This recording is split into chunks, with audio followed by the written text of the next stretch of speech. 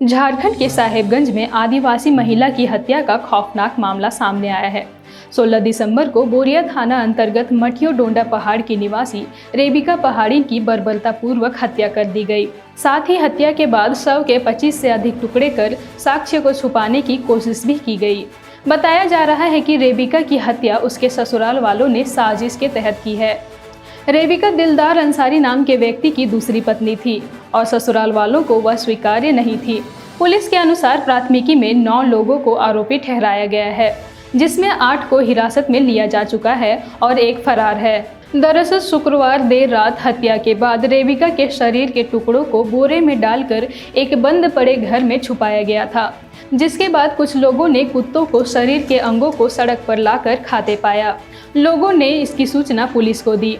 मामले का खुलासा करते हुए पुलिस ने रेबिका पहाड़ी के शव होने का पता लगाया और मुख्य आरोपियों यानी रेबिका के ससुराल वालों को गिरफ्तार कर लिया।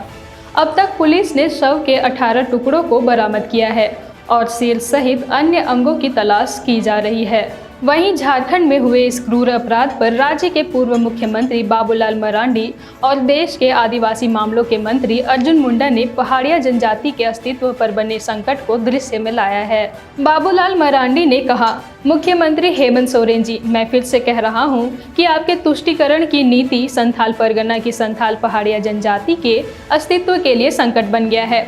समुदाय विशेष के लोग घुसपैठिए जमीन हड़पने और जनजातियों का प्रभुत्व खत्म कर संथाल पहाड़िया को ही वहां अल्पसंख्यक बना रहे हैं। इधर अर्जुन मुंडा ने भी कुछ इसी तरह का ट्वीट कर कहा, ये तो पराकाष्ठा ही है।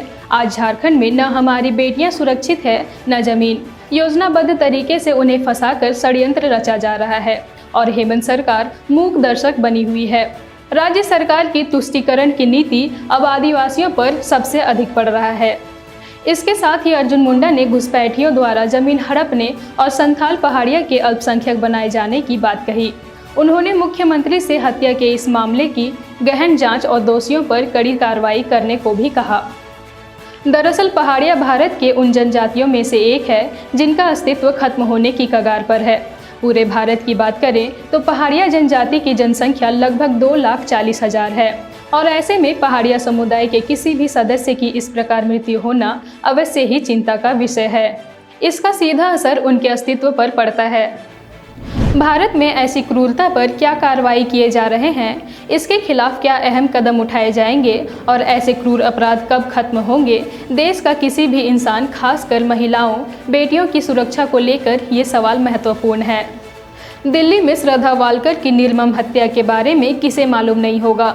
यह मामला अभी शांत हुआ भी नहीं है, लेकिन इस बर्बर अपराध के पहले और बाद में भी देश के अलग अलग राज्यों में ऐसे अन्य वारदातों को अंजाम दिया जा रहा है। बीते शुक्रवार को झारखंड की रेबिका पहाड़िया की हत्या के अलावा राजस्थान में 64 वर्षीय सरोज शर्मा नाम की महिला की हत्या उसी के भतीजे अनुज ने कर दी। आरोपी अपनी जिंदगी में महिला के दखलंदाजी से नाराज था। पड़ताल पर पाया गया कि आरोपी ने हथौड़े से महिला को बेरहमी से मारा, फिर चाकू और मार्बल कटर से लाश के 10 टुकड़े कर दिए। इसके बाद जंगल के अलग अलग जगहों में लाश के टुकड़ों को ठिकाने लगाने की कोशिश की। साल 2022 के नवंबर माह में उत्तर प्रदेश के आजमगढ़ में प्रिंस नामक युवक ने अपने प्रेमिका आराधना की हत्या कर दी थी। प्रेमिका के किसी और से शादी करना उसे पसंद नहीं आया था। आरोपी ने शादी तोड़ने की बात कही थी, जिसे प्रेमिका ने इनकार कर दिया था। हत्या के बाद अपने कजिन भाई के साथ लाश के 6 टुकड़े कर प्लास्टिक बैग में बांधकर पास के कुएं में और सिर को तालाब में फेंक दी थी। इसी साल के नवंबर माह में ही पश्चिम बंगाल के बारुईपुर में 55 वर्षीय उज्जवल चक्रवर्ती की हत्या कर लाश को ठिकाने लगाने के लिए 6 टुकड़े कर दिए गए थे। मृत उज्जवल को उसके बेटे और पत्नी ने जान से मार डाला था। बताया जाता है कि उज्जवल अपनी पत्नी और बेटे को प्रताड़ित करता था। एक दिन बेटे द्वारा पिता से पैसे मांगे जाने पर बहस हो गया, जिस दौरान बेटे ने अपने पिता की हत्या कर दी।